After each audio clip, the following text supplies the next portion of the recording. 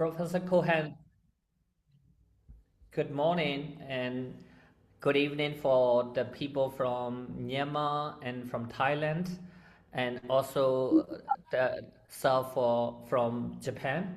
And Fidoria, good morning. Ali, good morning for you. And so we are the Connected Oregon Without Education, and we register in Oregon, but we are hoping to empower the teachers on the border and also from Myanmar. And we focus on three thematic areas: the teachers training with a focus on trauma-informed care, TIC in the classroom, and the mentoring and the language development programs for the young people whose education has been disrupted because of the ongoing conflicts.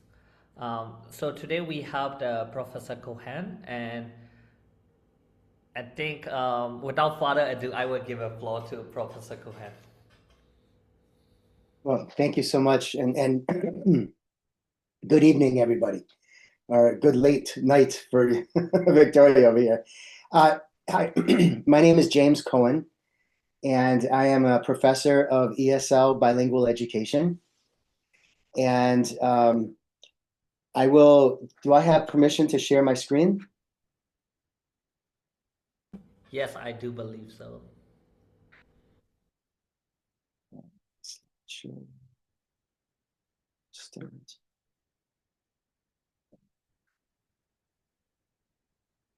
Oops.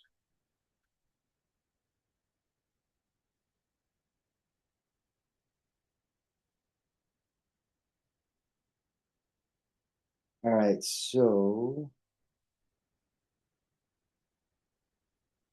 right, so do you see just the one picture? Okay, very good. So today's presentation is titled Essential Factors for Increasing Student Speaking in the ESL Classroom. And to begin, I just want to introduce me a little bit. I have a wife from Colombia, South America. We've been married now 25 years. And my daughter, she's 20 years old, and she lives in Japan right now, studying. She's there for 2 years for undergraduate. And then we pick her up in July.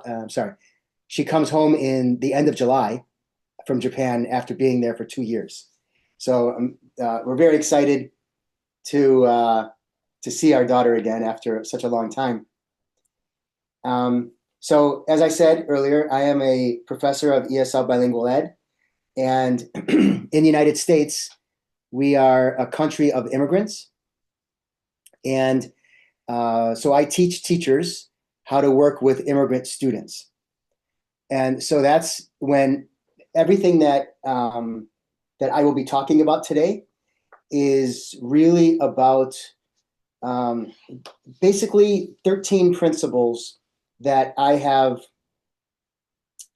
come up with and learned over my 35 years of teaching. And so that's that. So the overview of today's presentation is I will explore several key principles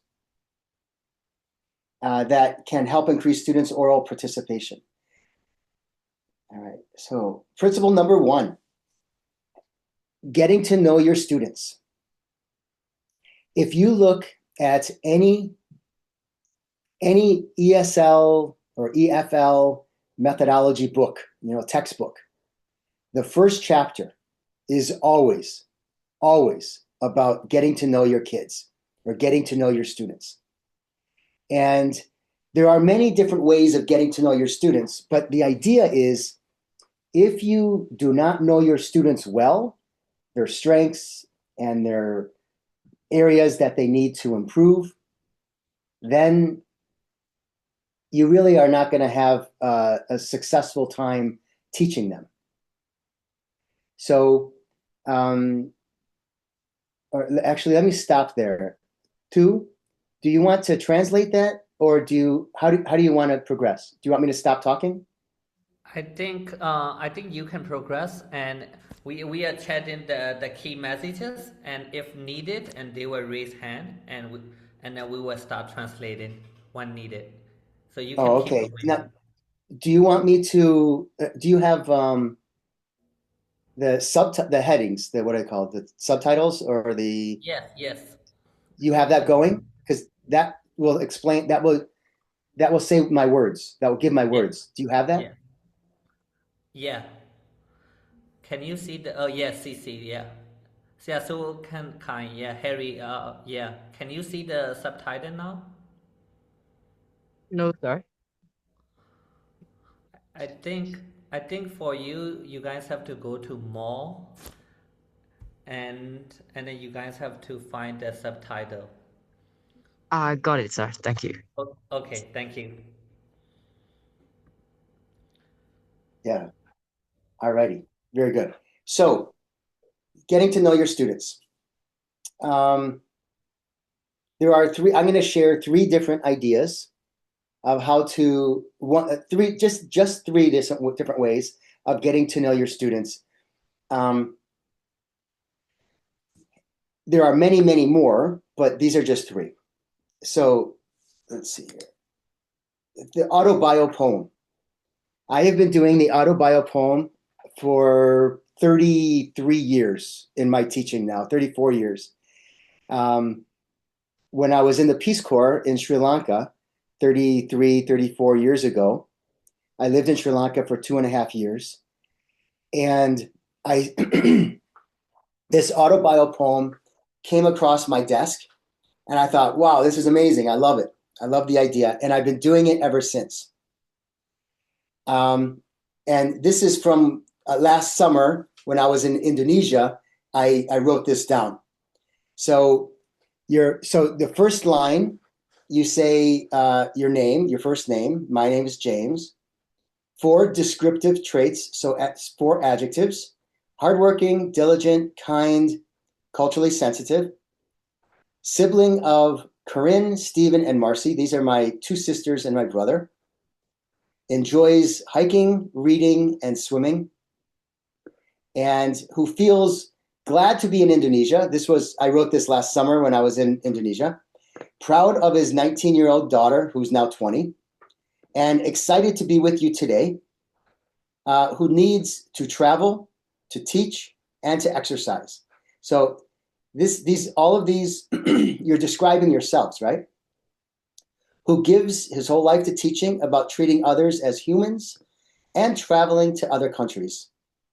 Who fears global warming and hateful, closed-minded people. Who would like to see world peace, the eradication of world hunger, and all teachers teaching to their best ability. Resident of DeKalb, Illinois, United States, and then my last name, Cohen.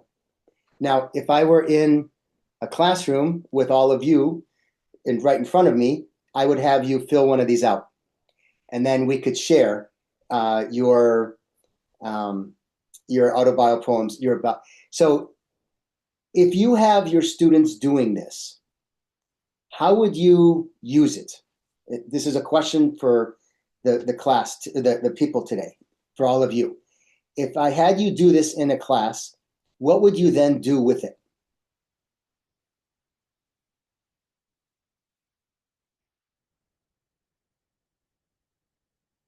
What can you do with this autobio poem after you have the students complete it? ဒီရဲ့ကြပြကိုတုံးပြီးွားလို့ရှိရင်ဘာဆက်လုပ်လို့ရမလဲဆရာတို့ဆရာမတို့အခန်းထဲမှာတုံးမယ်ဆိုရင်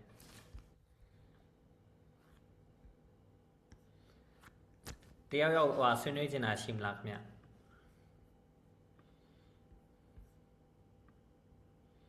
ဟုတ် Yes, ဆ Nant. ရာမဟုတ်ဆရာမနန်ဟုတ်ယွန်းနန်နာအိမ်ပြောထားရဟုတ်ပြောပါ I would connect my lessons with the students' background information so that they would be more familiar with the lessons I prepare for them. I'm sorry, can you say that again? I apologize. There was background information. Oh, Background noise. sorry. Yeah, so I would prepare my lessons connected to their background informations so that they would be familiar with their lessons and the exercises they have to do. Yes, absolutely. Absolutely. You could use this information for that, for sure. Thank you. And what else can you do with your students in class with this activity?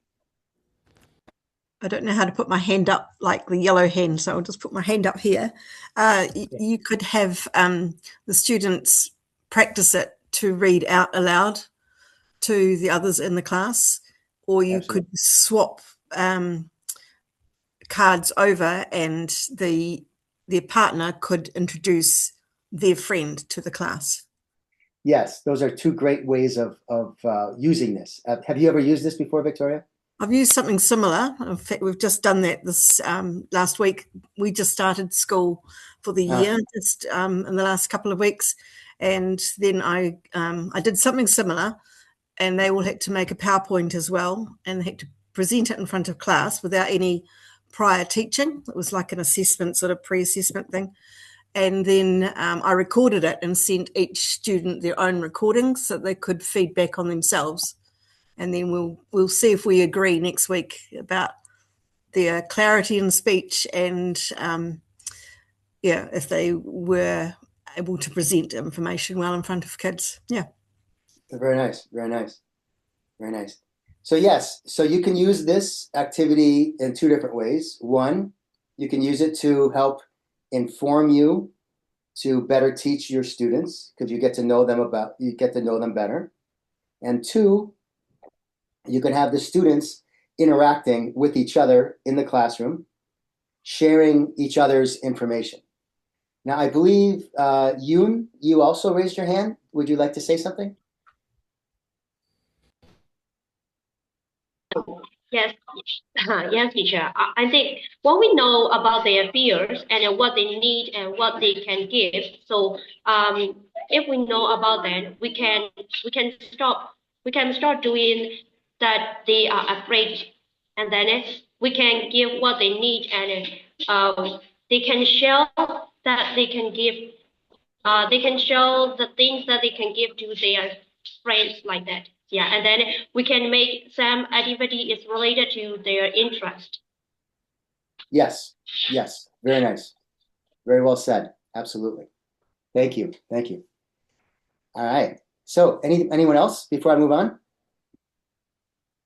Okay. So I'm sure you've all done this too. A lot of these activities are very popular activities, and I'm just sharing with you to take it from the back of your mind to put it in the front so you remember them. And find someone who. This is a fun activity that you can also get the students out of their chairs and walking around the room holding this. And the purpose is to have the students interview each other. So, for example, has traveled to another country. All right. So I go to Du. Have you traveled to another country? And you say, yes. So Du, have you traveled to another country? Yes, sir. Yes. And which countries have you traveled to? To United States. To United States. All right. So I write Du's name down and I write United States. And then I go to somebody else. Let's see. Sanwan, do you like to swim? Yes, I do. You do. Terrific. All right. So I write down Sanwan, her name on the paper, and that she likes to swim. Then I go to Tin, and I say, Tin, do you like to run? Yes, I do. Yes, you do. Terrific. So I write your name down. I ask you a question, you ask me a question, and then the first person to complete the whole sheet wins. Not that it's a competition, it's not a speed thing, but the idea is to have everybody talking and out of their chairs. That's the most important part. All right, thank you. And then dialogue journals. Dialogue journals have been around for many, many years. The research on this is really good, really strong. And I use dialogue journals everywhere I go. Every time I teach in a different country, or I have my students teaching in a different country, I always do dialogue journals. And a dialogue journal is basically you have a little book like this, a small book, and the first day of class, you write a prompt on the board. So the prompt could be, "What did you do this weekend?" And then they respond, "Oh, I went to a local, I went to a swimming pool, or I went hiking in the mountains." That's easier. I went hiking in the mountains, and for 2 hours. And then you respond by saying, "Oh, where did you go? What did you get to see?" You ask them questions, right? You ask them to give you more details about their hiking experience. And then you also have to reveal, "I love hiking too. I love hiking in the mountains. I love looking at the trees and seeing the animals. I go hiking every weekend." You have to reveal a little bit about yourself too, because you're having a conversation on paper. Now, the cool thing about this is you do not look for grammar, spelling, or punctuation. That's not important. What's important is you're having communication on paper. So you're only looking for content. You're not looking for anything else. And you're looking for communication with the student. And I'll tell you, when every summer I go to Indonesia with a group of students, a group of pre-service teachers, and I require that they do this dialogue journal with their students. And they all say, every single student I've taken says, there's nothing more powerful than using dialogue journals with their students, because that is how they get to know their kids. That's how the students get to know them as teachers too. Classroom management problems disappear. And the reason is because the students respect the teacher more. That's one. They are friends, not friends, but they're friendly, right? They're building a relationship with the teacher. And so there's a more respect between the two. And when that happens, the students are much more likely to not misbehave. Any questions on that?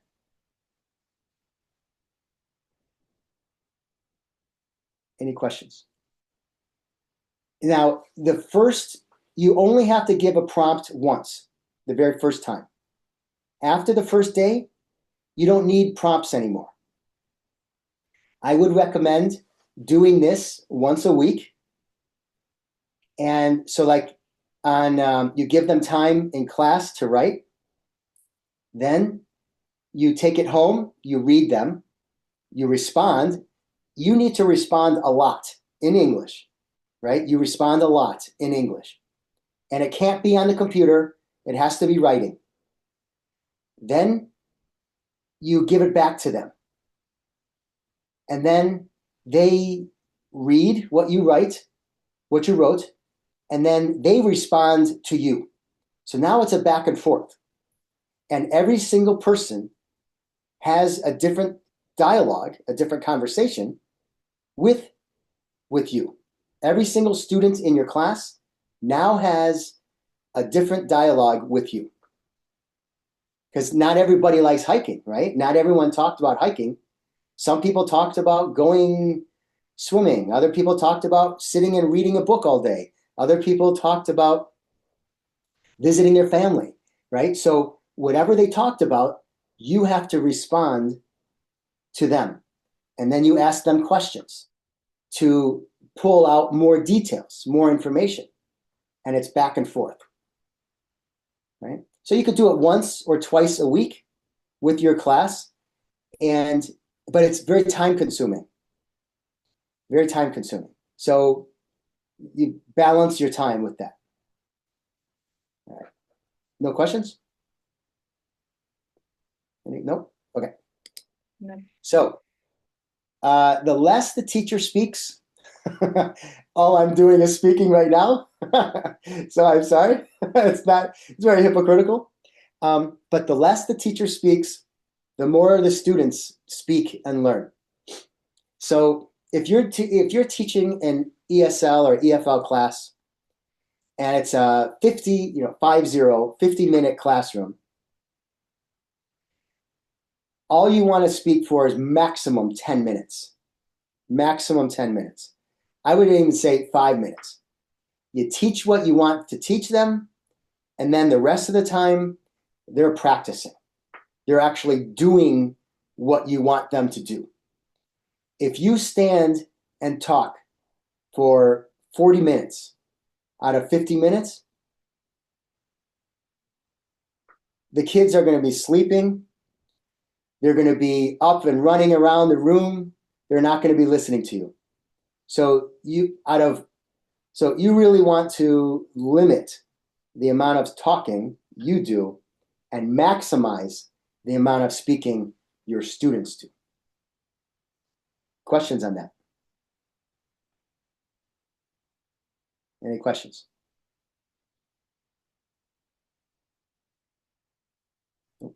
Yeah. So, teacher, Yeah. I have a question. So, 10 minutes, should we deliver the lesson in that 10 minutes? And then the rest 30 minutes, we lead them in different activities like that? Yes. Yes. What Maximum about 10 minutes talking. for me, I think that they need to listen to the language, to yep, to know and to talk and then to respond. What if they don't know the language yet and we force them to talk? And what if they get like scared of talking and scared of coming to the class? Because I make them like speak a lot. What? Yeah. So let me that's a good question. And all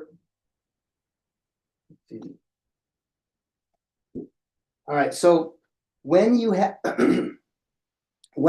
beginning students, very low level students, you can have something called sentence starters. A sentence, can you see that? Can you see that? Yeah. So a sentence starter is when you have like I want or I need, like that. All right. So a sentence starter is getting them started with a sentence, and then they can finish it. Another way is sentence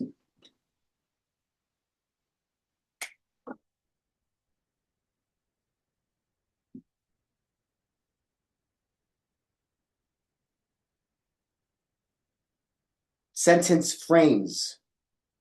A sentence frame also gives a highly structured environment for beginning students. So a sentence frame is, let's see, you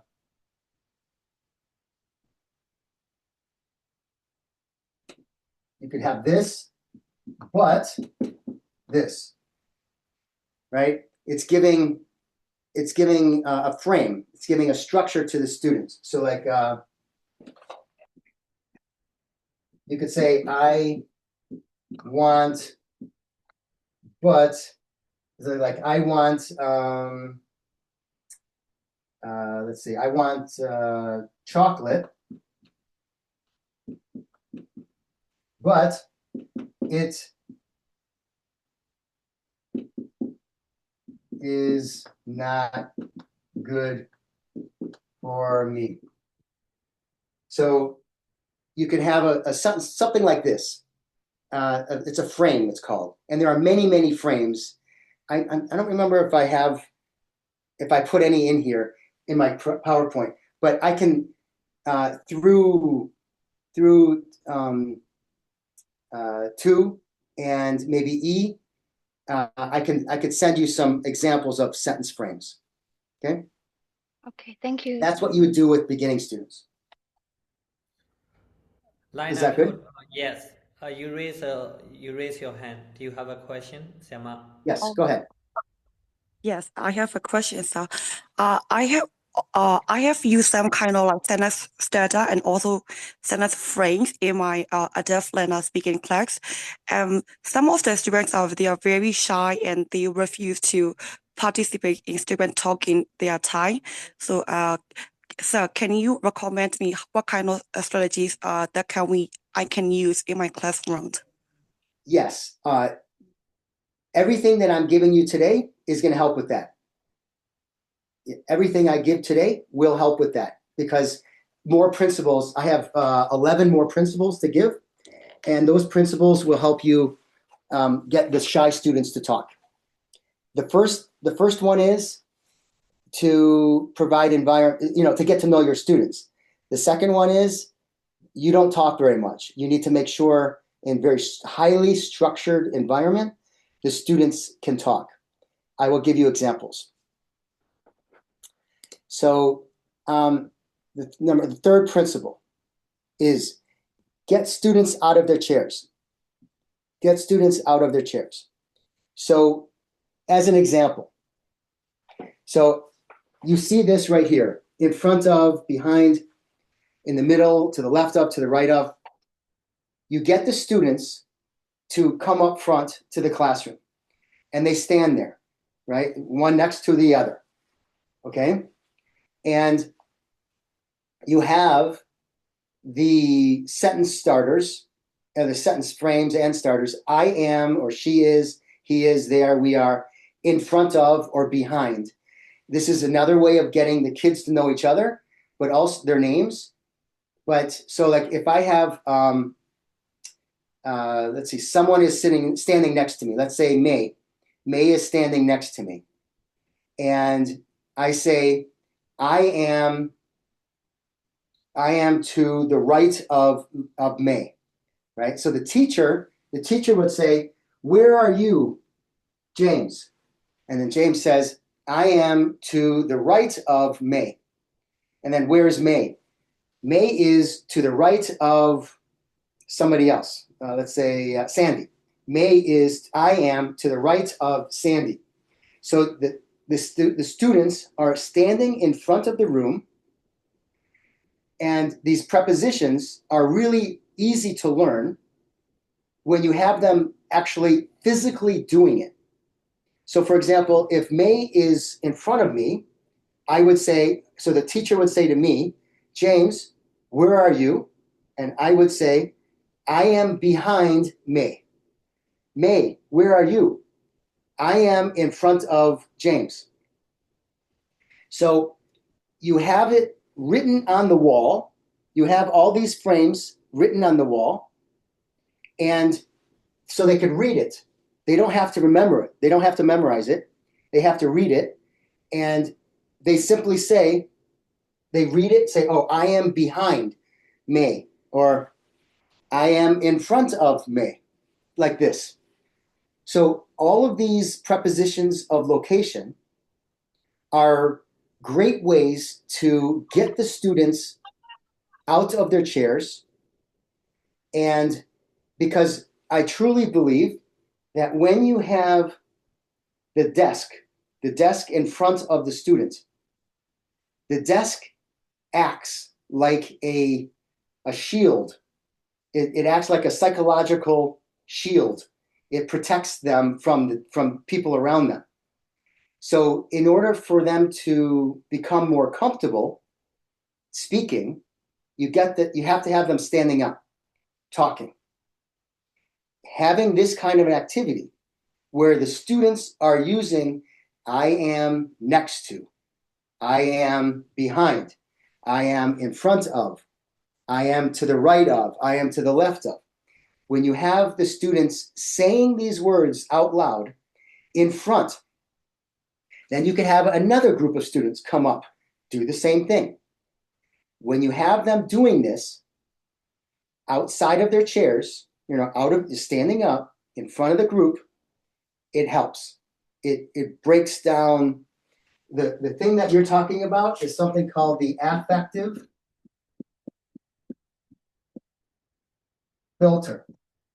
The affective filter is that wall that builds up, that prohibits, that stops people from wanting to talk. It's that fear.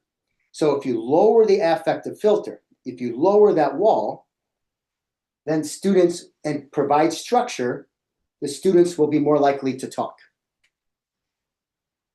Questions? Other questions? Does that make sense? Yeah. Okay, great. All right, another one. And here's some more examples of getting kids out of their chairs. In a science class, you can have students pretending to be molecules.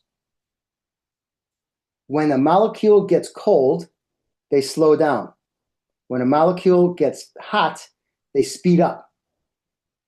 So this is for little kids, even middle school kids, 10, 11, 12 grade, 10 or 11-year-olds.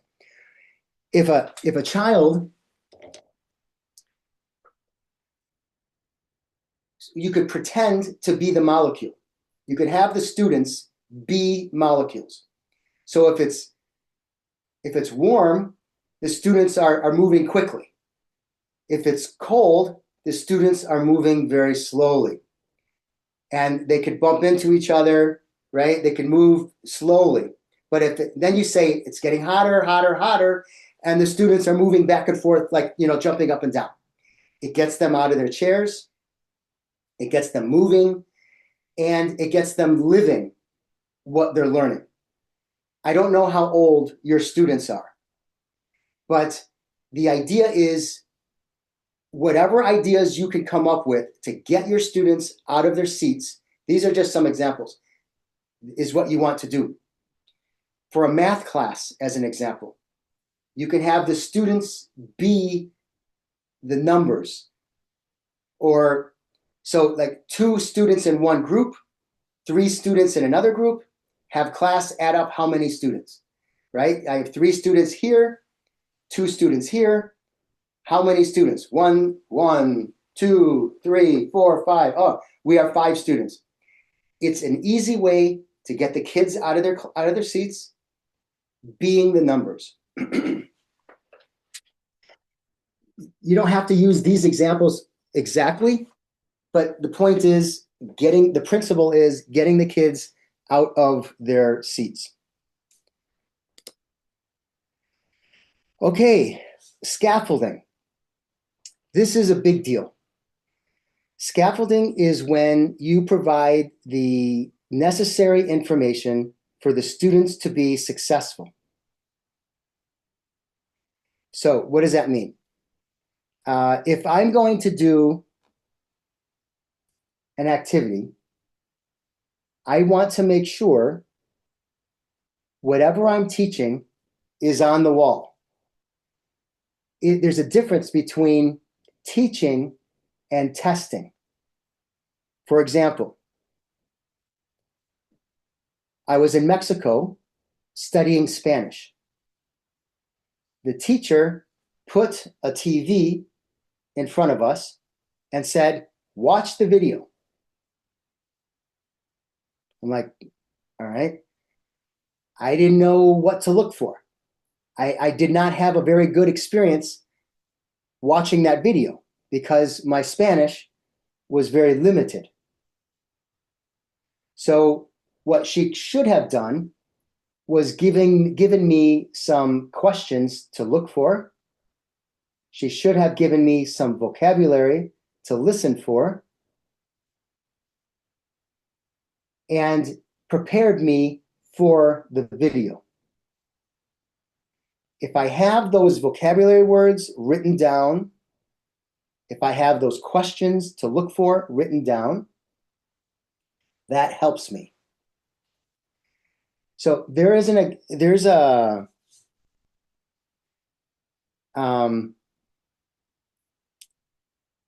activity I really, really enjoy doing, and it's called giving directions. And this is a very, very scaffolded activity. It's highly structured. Everything I'm giving you today is very, very structured. And that's what students need when they're learning another language.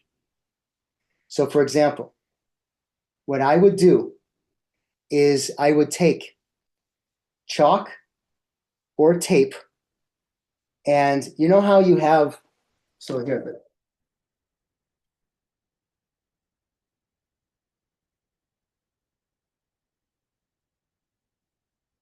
you have a chair, right? The chairs are like this in a room.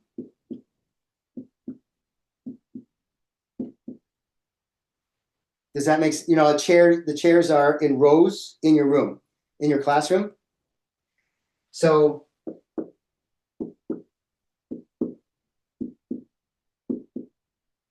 what I would do is on the floor itself, I would say, this is, let's say, this is May Street. This is E Drive. This is, let me get a name, So Street. And this is Victoria Drive.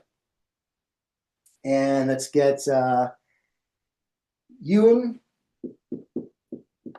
Street. Okay, so then you have to name these streets also. So let's get Nang. So this would be Nang Drive, and let's do May. May Avenue. Let's do that. All right, and then these. Oh, here I got to do these two. Let's see, Moo. This would be Moo Drive, and this could be Mo. All right, so you have all these streets this way and this way, right? And you write on the board. You write literally on the board, turn left onto, or turn right onto, and you say walk 1 block. So now I have to model. You want to model this to your students. You have the students in one student in front of you, and you're walking. So let's say I'm walking here, and I say, okay, this would be considered, one chair is 1 block. So I would say, okay, I'm right here. So walk 2 blocks on May Avenue. So I go 1. So I'm having the student in front of me. I'm the teacher. The student's in front of me, and I literally walk right behind her. Say walk 2 blocks on May Avenue. So we go 1, 2. Turn right onto Soe Street. All right, turn right onto Soe Street. Walk 3 blocks. So they go 1, 2, 3. So I'm walking behind this student, going 3 blocks. You do that for a few minutes, and then you switch. The student then gives you directions. So then you have all the students standing up in the room following directions. Half the students are following directions, half the students are giving directions. Does that make sense? Does this look like it's a possibility you could do in your classroom? Yes. Yes, sir. Yes. Yeah. All right, good. All right, so it's important to use your students' names as the streets. It's important to use your students' names as the street names, because then the kids are getting to know their friends' names, and it's fun. I feel important, right? It's my name is on that street. I feel important. Does that make sense? Yes, All right. Any questions?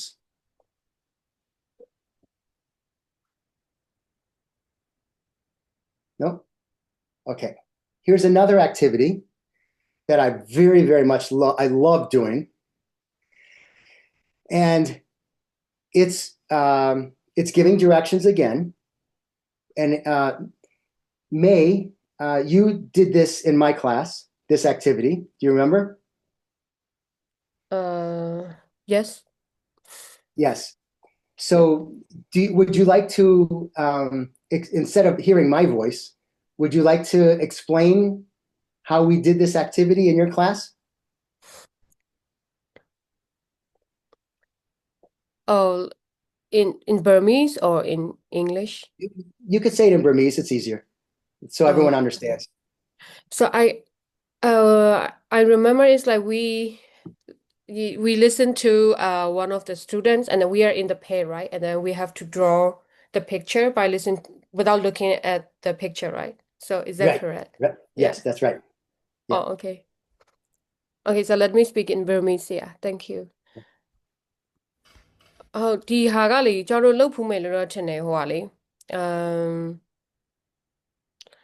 ဒီမှာကတခုလှုပ်ဖူးကကြတော့လေအမအတန်းထဲမှာဟို listening practice တော့လုပ်လို့ရတယ်ပေါ့နော်အမနှစ်ယောက်ထိုင်ပြီးတော့မှဘာလုပ်ရလဲဆိုရင်ဟိုပုံဆွဲရလေဒီမှာပေးထားတဲ့အာshape တွေကိုပဲတုံးပြီးတော့မှပုံဆွဲရပါတော့ဒါပေမဲ့အဲ့လိုဥမာဆရာဆိုခန်းဆရာဟယ်ရီနဲ့ကျွန်တော်နဲ့နှစ်ယောက်ဆွဲတယ်ဆိုရင်ဆရာပြောတဲ့ဟာကိုကျွန်တော်ဆွဲရမယ်ဒါပေမဲ့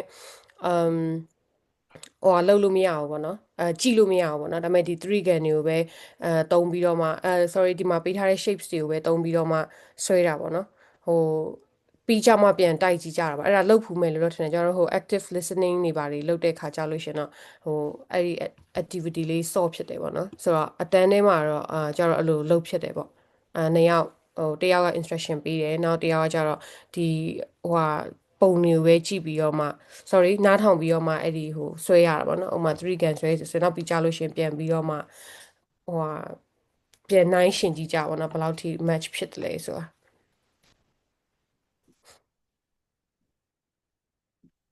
Yes, yeah, I speak in Burmese.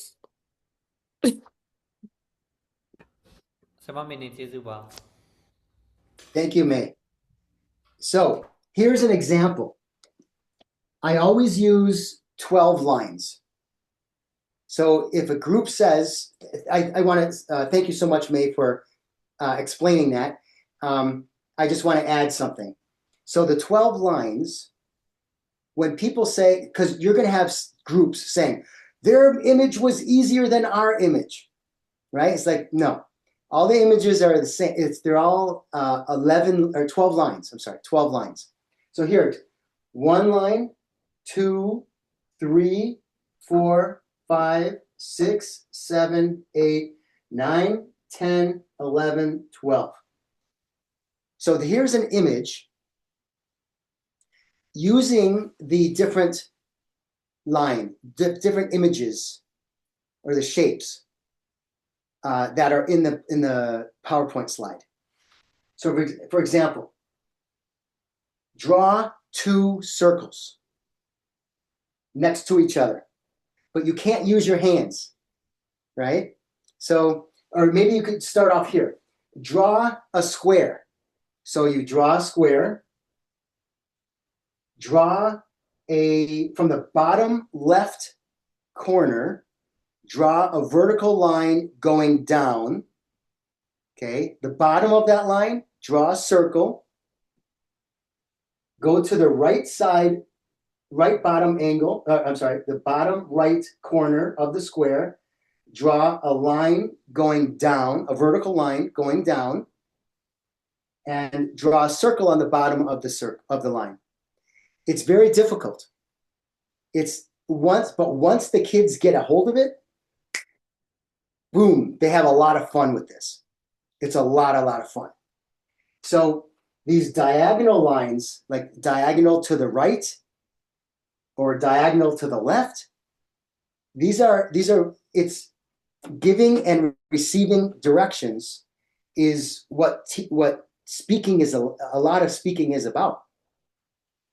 So this is a great activity for your students to, 1, get them out of their chairs, 2, great listening activity, 3, great speaking activity. So questions for me or May? Questions for me or May?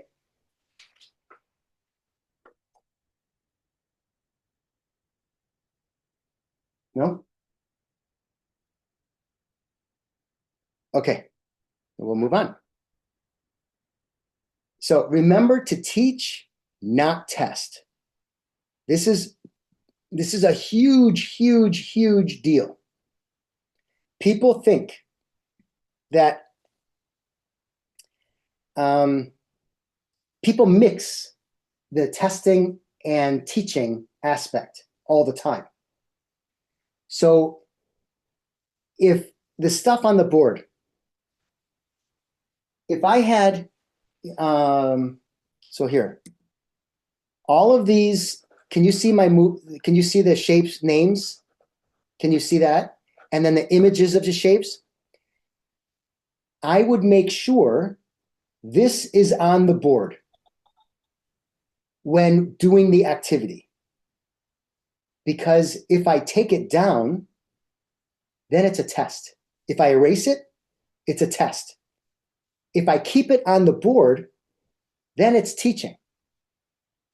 Likewise, having turn left onto, turn right onto, walk something blocks. By keeping this on the wall, it makes it teaching. The second I take it down, it's testing. So you always want to scaffold. You always want to remember to teach, not test. This is a huge principle because I cannot tell you how many teachers I have observed. They think they need to take the words down. Like, no, you don't have to take the words down. Keep the words up there. That is teaching. Let them use it. Let them remember the words by looking at them. Even native English speakers, when I've done this activity with native English speakers, they still look at the board. Even though their English is fine, there's no issues. They still use the board to remember turn left onto, turn right onto, draw a vertical line, whatever. All right. So sometimes people have a hard time remembering left and right. So can all of you turn on your videos, please, if you can? If you can't, I understand, but I want to do an activity. So everyone turn your videos on, please. And I want you to stand up. Okay. Everyone stand up. Okay. Now, people confuse left and right all the time. Even native English speakers confuse left and right. The one way to remember is left is with an L. So your left hand is L. All right. So now, to remember left and right, I want you to follow my directions. So I'm going to say turn left. So you turn left. Okay. So everyone turn left. Okay. Now turn right. So you should be facing the camera again. Turn right. Turn right. Turn left. So you should be facing back the camera. Okay. So now I'm going to speed it up. I'm going to go a little bit faster now. Okay. So turn left. Turn left. Turn left. Turn left. So now you should be facing the camera. Okay. All right. Now let's try right. Turn right. Turn right. Turn right. Turn right. All right. So now you should be facing the camera again. All right. So now I'm not going to move. I'm going to tell you, I'm going to give you directions, and you turn left or turn right. All right. Are you ready? All right. Turn left. Turn right. Turn right. Turn left. You should be facing the camera. All right, let's try this again. Turn left. Turn left. Turn left. Turn left. Turn right. Turn right. Turn left. Turn left. Turn left. So you should be facing me now. Yeah.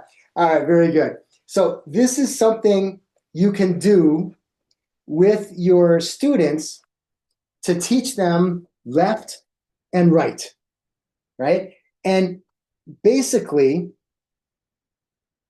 the faster you are going, the more fun it is, right? So turn left, turn right, turn right, turn left, turn left, turn right.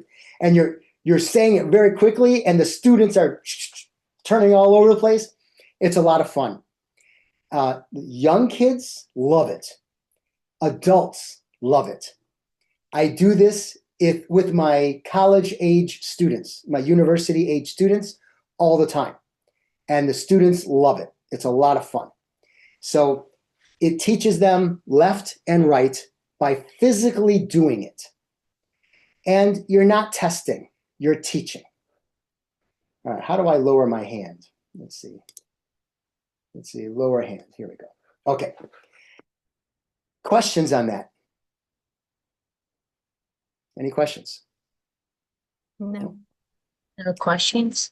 Thank you so much, sir. Okay, very good. All right, so there's an idea called equity versus equality. I don't know if you've all seen this cartoon before. It's a very popular cartoon. Equality is when everyone receives the same instruction.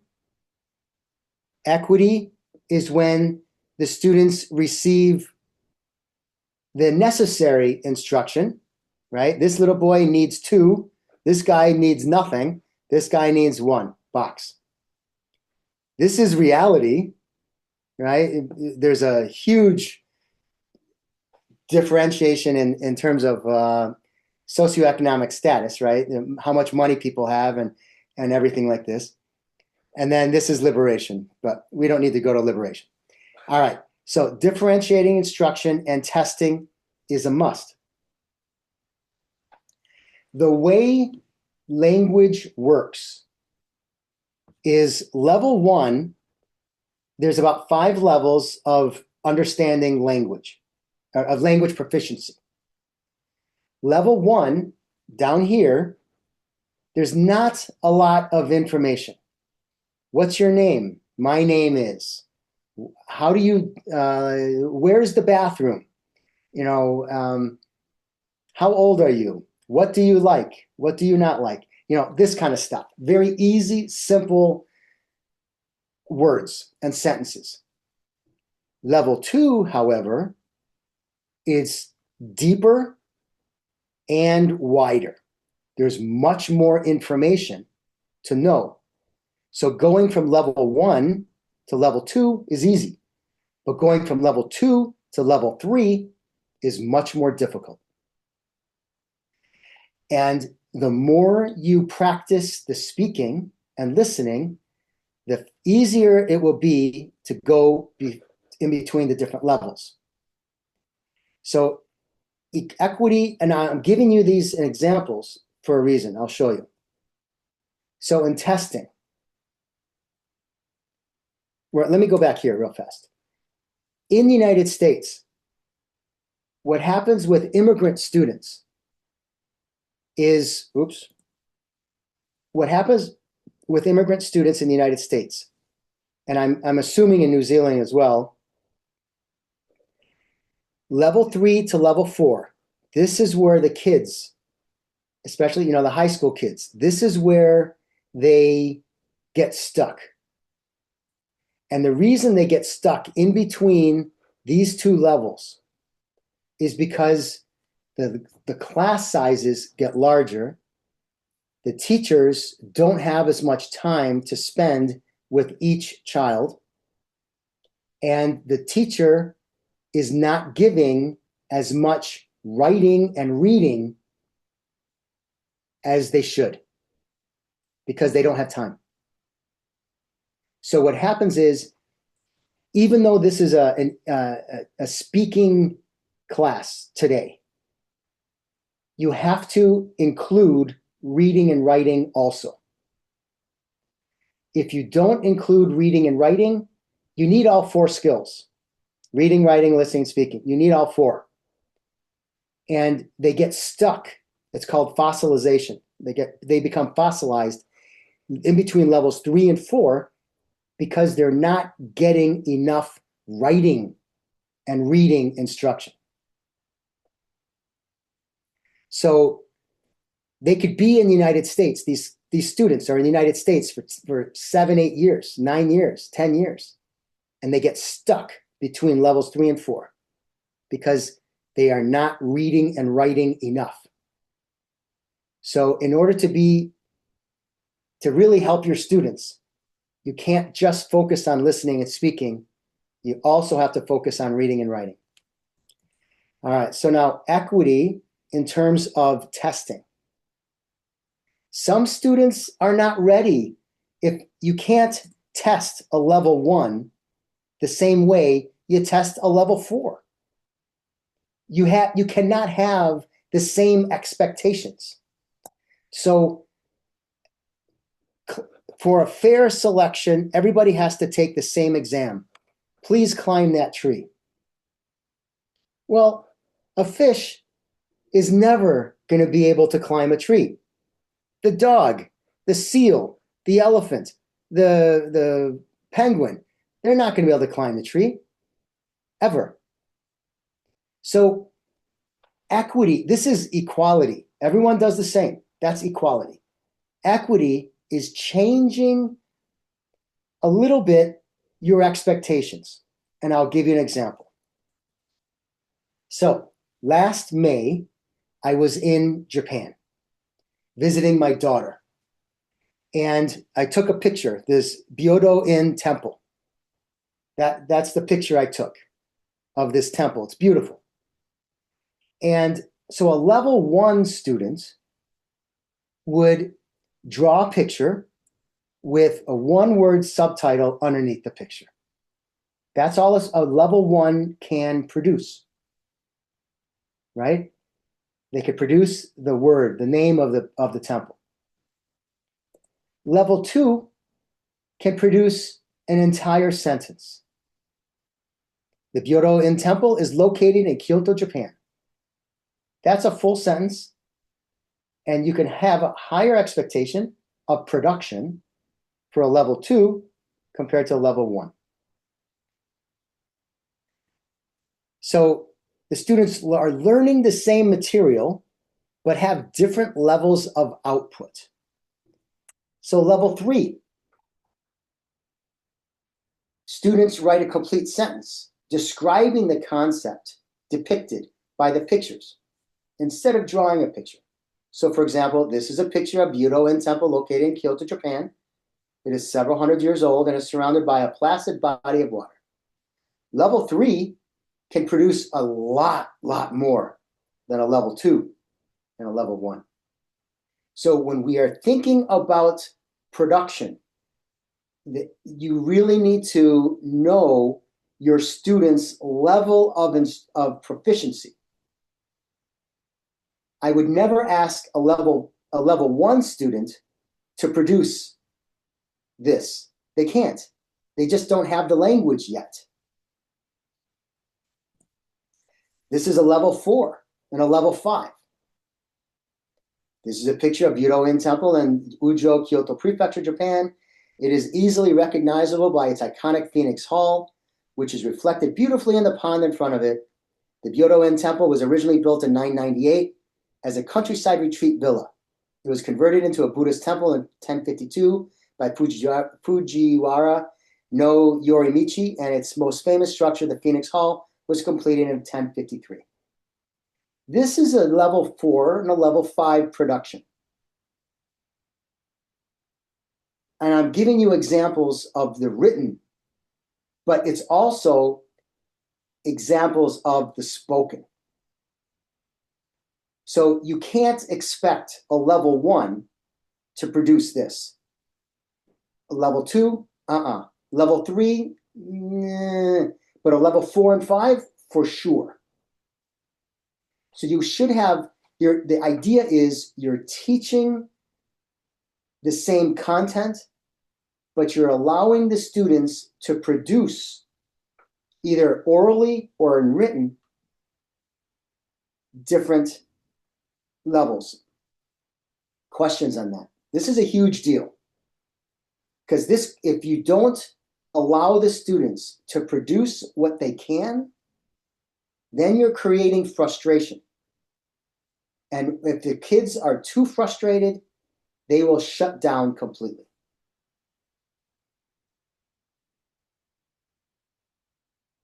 Questions on this?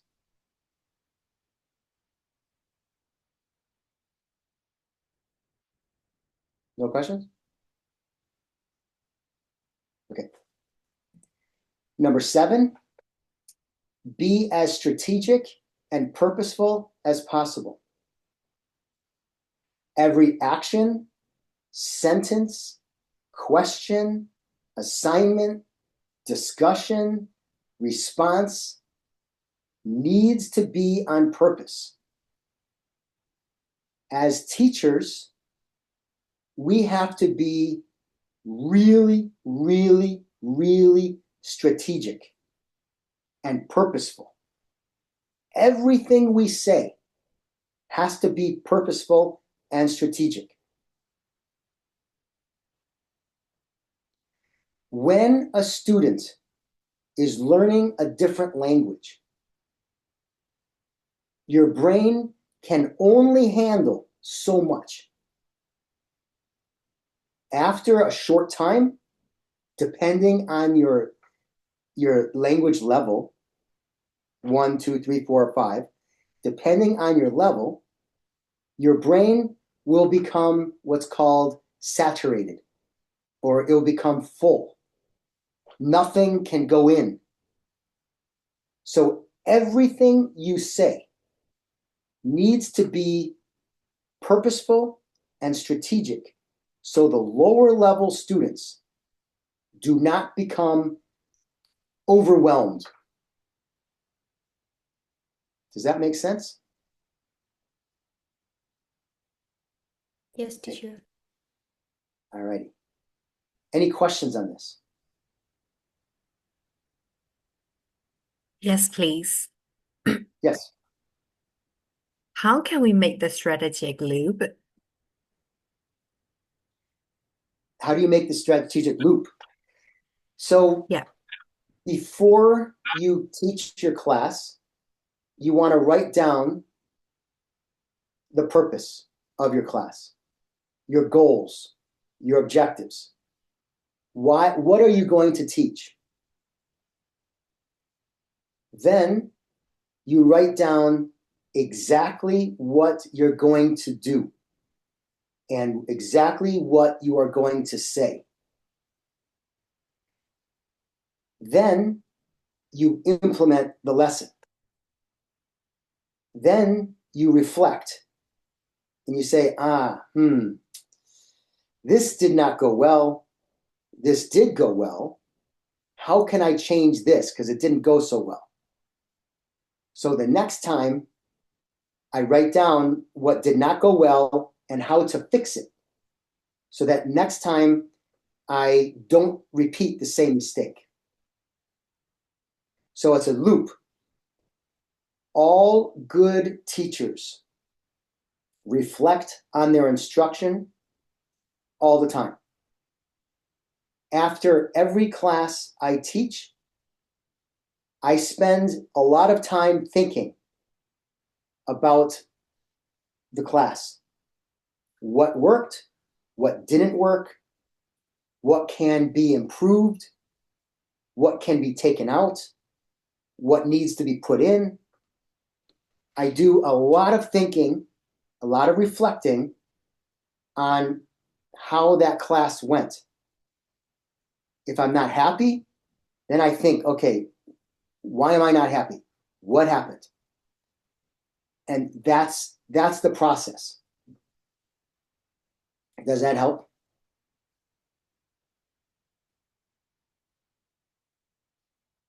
Thea? Yes, teacher. Yes, Any it was.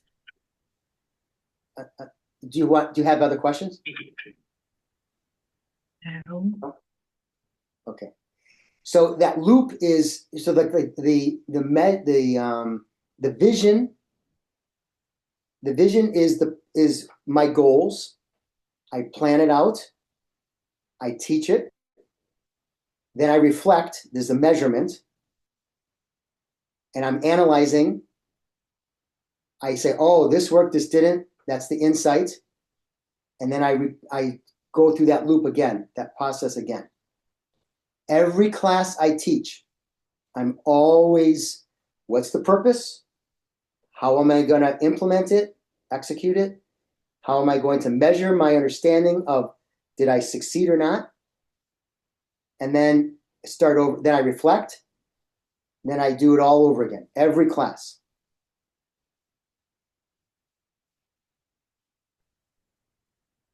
Okay. All right. Provide choice to your students. As an example, students love choice. People, adults, we all love choice. So in the American context, in American school, we have libraries in our schools.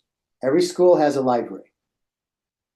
So if I wanted to teach, let's say, autobiographies, I go to the library, I take out all the books that are autobiographies at the grade level of my students and the reading level of my students.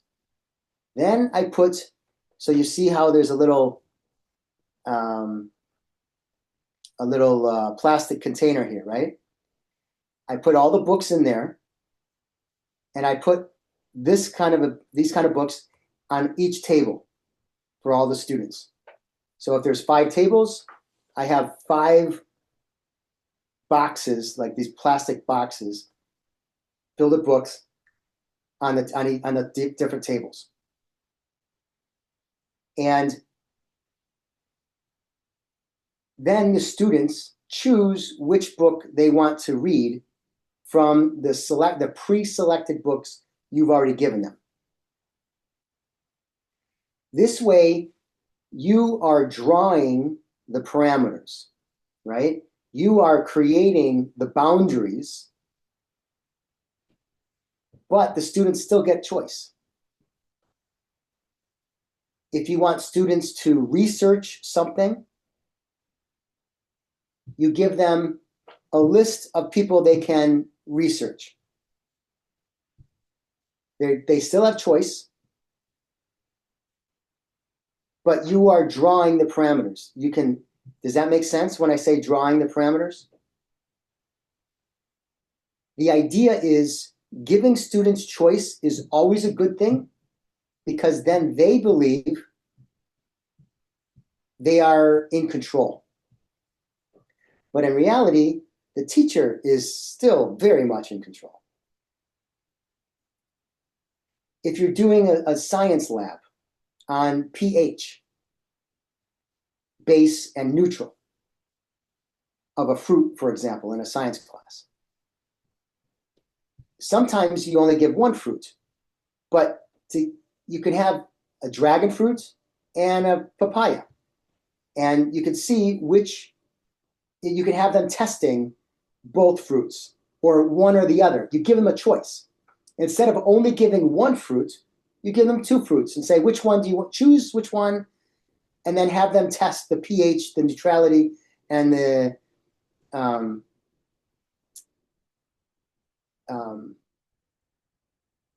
base. So this is the idea is choice. Students love choice. It gives them the sense of empowerment. What examples can you give in your classes of having students or giving students choice? That the rules? Is that the classroom rules? Okay, at the beginning of the semester, yeah, Yes. you have them create the classroom rules. I love it, A. I love it. Someone else?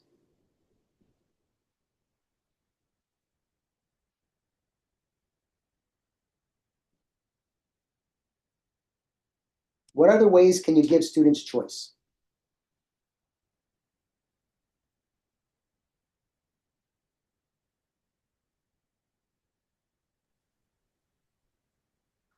But allowing them to choose between perhaps some selections you've given to write about.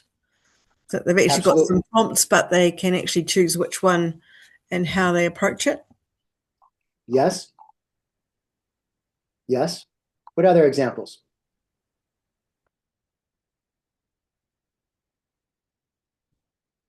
For example, you want them to do presentations and you have several titles with you and you ask them to choose. That can Yeah. also be used. Absolutely. Absolutely. It's instead of dictating, you give them a few options, let them choose what you want to do, what they want to do, and you move forward. It's unbelievable how choice makes a difference in motivating students to do the work. All right. Here's an example that I always do with my students in every class I teach. It's called Save the Last Word for Me cards. So since my students are all college, university students, I have them reading before, and to prepare for my class, they do the reading beforehand, right? And I say to them, I want you to give me 3 cards, maybe, maybe this size on a piece of paper. They write like a 3x5 card. On one side of the card, they write down the quotation from the reading. And then on the back side of the card, they write down why that quotation has meaning for them. Then they come to class with 3 cards per reading. And they take the back, they read the quotation. Everyone's in their group, they're small groups. They're all listening in a small groups, right? Maybe 3 or 4 people in a group. Then this one student reads the quotation, and then the other kids respond. They respond after they listen to the quotation.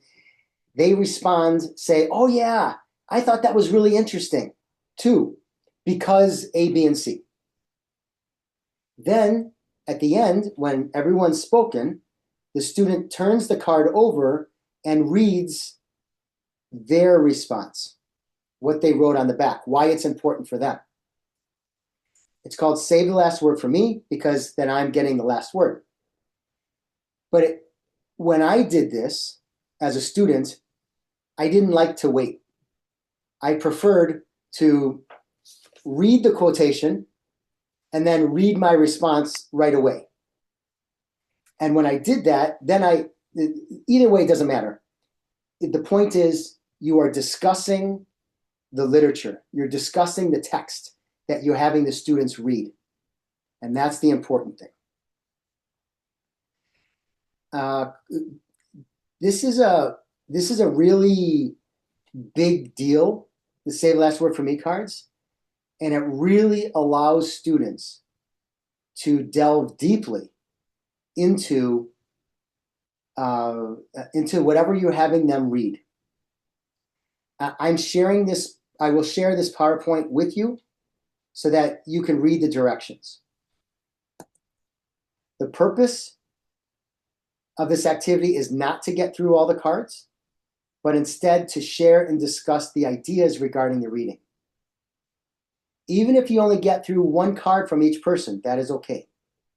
The idea is to have a natural discussion regarding the readings. Okay. So, provide practice before any kind of test or performance. So, I'm going to tell you a story. Okay? I'm going to tell you a story, a true story that happened to me when I lived in Sri Lanka. Now, before I tell you the story, I'm going to teach you 3 ideas that all good readers do. All good readers make 3 different types of connections. The first connection is a text to self connection. So, oh, that happened to me. Oh, yeah, I get that. What's happening in the story happened to me. I'm making a text to self connection. Then there's a text to text connection. Oh, what happened to this character in this story is the same thing that happened to this character in this story. Both stories have the same issues going on. This story, the mother dies.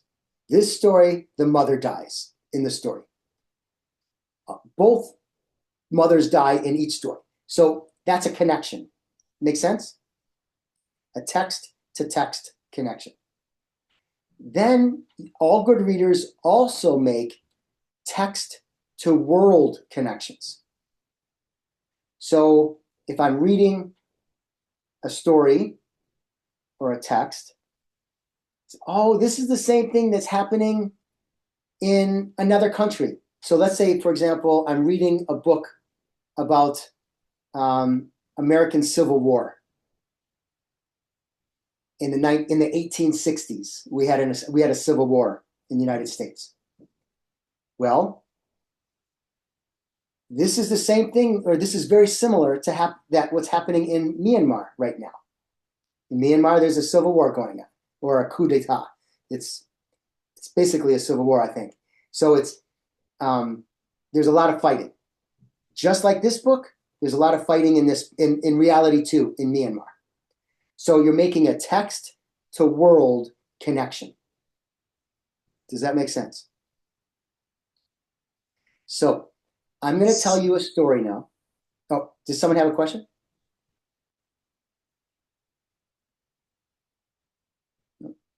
Okay. So I'm going to tell a story, and I want you to make a connection. You can make a text to text. My story is the text. Okay. So I want you to make a text to self, or text to text, or text to world connection. Okay. All right. So this is the story. When I was living in Sri Lanka, I was lying on my bed in my host family house. And at that time of my life, this was 30 plus years ago, I always had a dictionary next to my bed, next to me, when I was reading, because I wanted to improve my vocabulary. So one day I'm lying on my bed reading a book. I came and all of a sudden I hear this noise, a plop noise. I didn't think anything of it. I didn't know, I didn't think anything. I just heard the noise. So I came to a word in the book I did not know. So I leaned over the bed to pick up my dictionary, and out from underneath my bed was a tail at least this long. And I'm like, oh my God. I had no idea what it was. All I saw was a tail that was really, really long. So now I'm all excited, right? And I'm getting nervous. I'm afraid. So I sit back at the end of the bed, because my bed was right up against the wall. So I'm sitting back against the wall going, okay, calm down, James, calm down. Whatever that is, I'm sure it is as afraid of you as you are of it. I was thinking positively. So I'm sitting there going like this, right? And then I said, okay, on 3, I'm going to jump off the bed and run out the room. So on 3, I flew. Superman had nothing on me. Man, I flew out of the room. So now I'm looking underneath the bed, and what I see is that monitor lizard was underneath my bed. And I'm like, oh my God, I can't believe this huge lizard is underneath my bed. I didn't even know what it was. So I'm yelling at my host mom, Auntie, enda, lokusato wa kenawa, enda. You know, I'm like, please come. There's this giant animal in my room. I'm yelling in Sinhala, in the Sinhalese language, the Sri Lankan language. So my auntie, she was very, very short. She waddled over like this. And she said, and I know in her mind, she was like, what's this crazy white man yelling about? And so she comes over to me and she looks underneath the bed and she goes, oh, and she starts screaming. If she's screaming, I need to be screaming. If she's afraid, I need to be afraid. So I'm like, so she says, wait. She goes into the backyard and gets this 16-year-old girl. There's a child. She takes a broom, a broom. And so my auntie and I, my host mom and I are standing in the doorway, and the girl is taking the broom and hitting the lizard to come out. And I'm like, wait a second. We're standing in the door. We're in the doorway.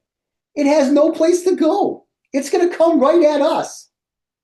So I quickly jump on a chair, and my host mom jumps on another chair in the living room, and the lizard comes running out.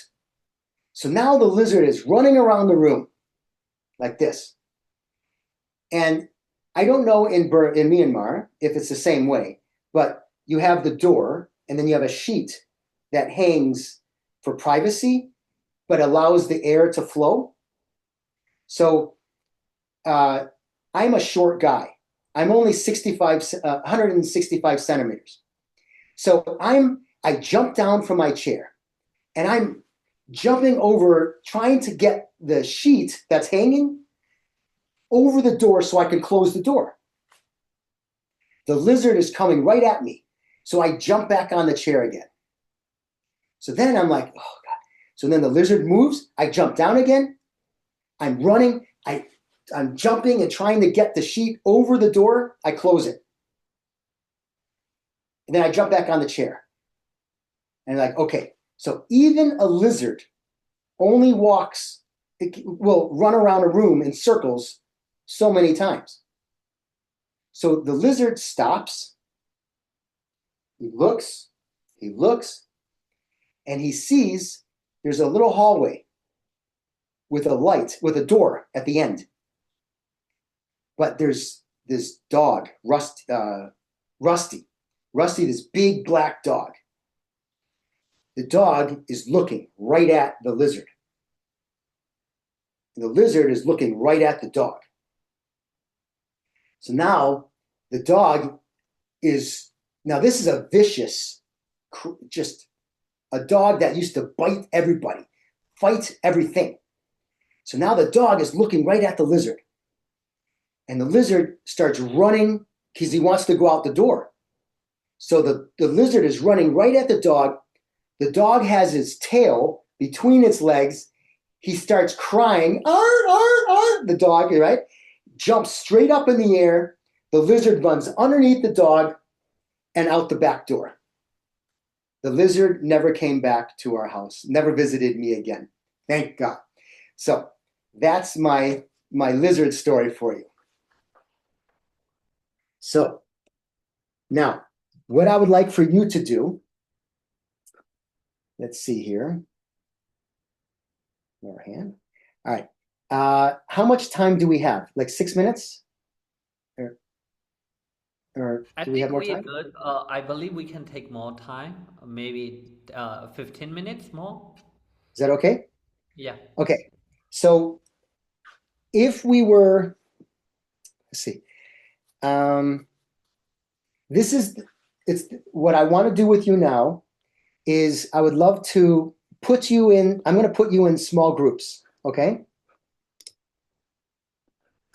I'm going to put you into small groups and in breakout rooms for like 3 or 4 minutes, just 3 or 4 minutes.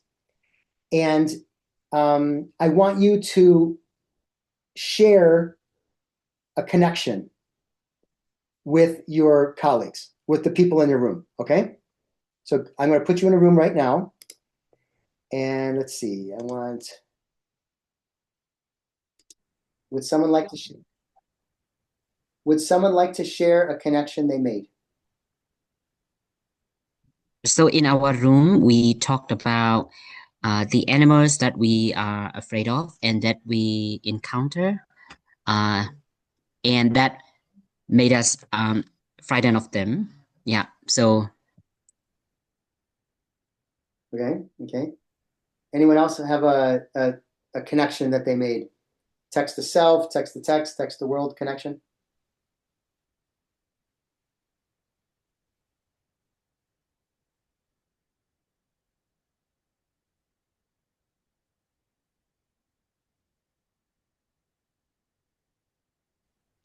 Hello. Yes, I want to share one story. When I was young, I think it was when I was 5 years old. I playing at home alone. So at that time, it seemed to me that I was really interested in my games at the time. At the time, the car drove into my house. It seemed to me that it's quiet. I didn't hear any sound. But when I look back, I saw a car quietly, coming into my house. So I'm really afraid of, my parents, elderly people used to frighten us, don't go out, some stranger will catch you. So I heard that information. I used to hear that kind of story from my elderly people. So at the time I look back, I saw a car.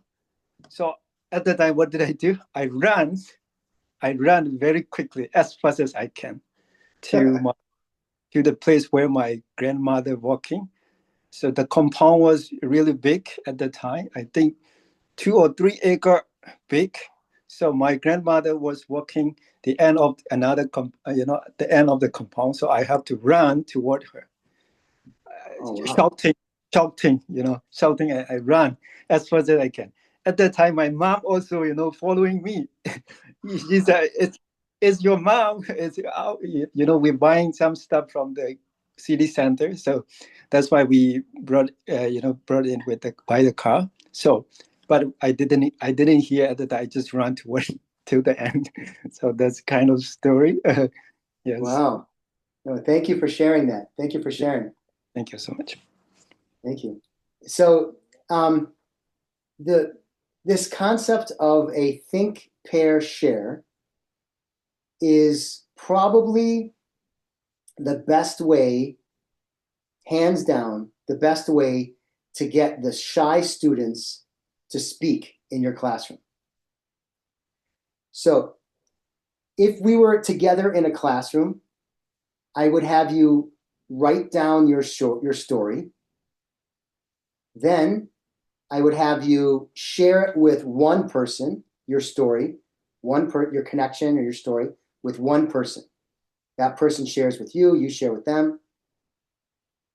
Then you can share it again in a small group. So like 3 or 4 people sharing their stories. And then share it out to the class. Why do you think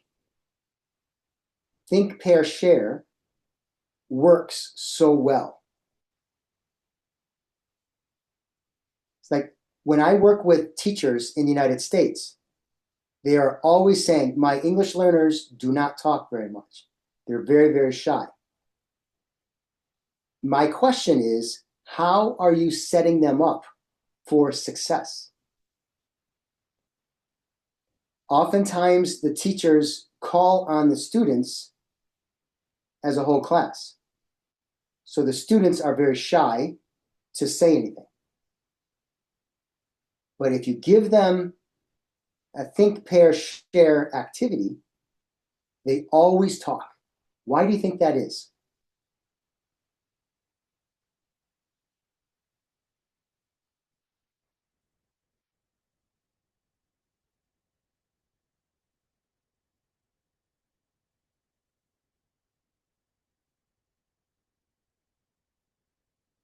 Why do you think students are more likely to talk doing a think, pair, share than just to the whole class, asking a question to the whole class?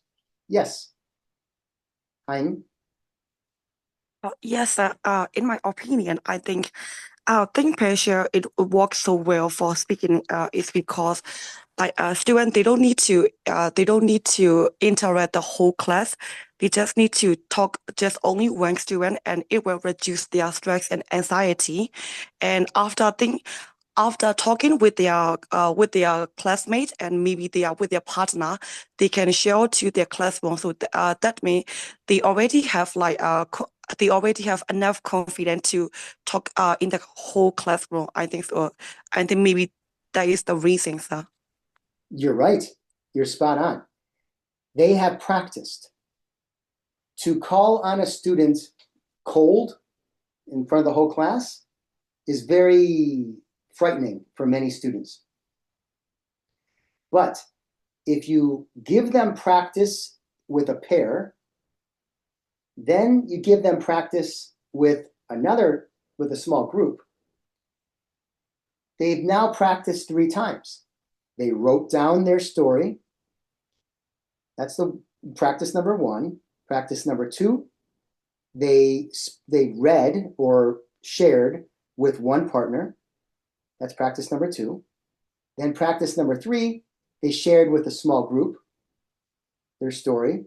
And practice number 4, they share it out with the whole class. By having those 3 practices, the writing, one person, and then maybe 3 people sharing, those 3 different practices allow them to feel more confident in sharing out with the whole class. And that is setting the students up for success and not for failure. Does that make sense?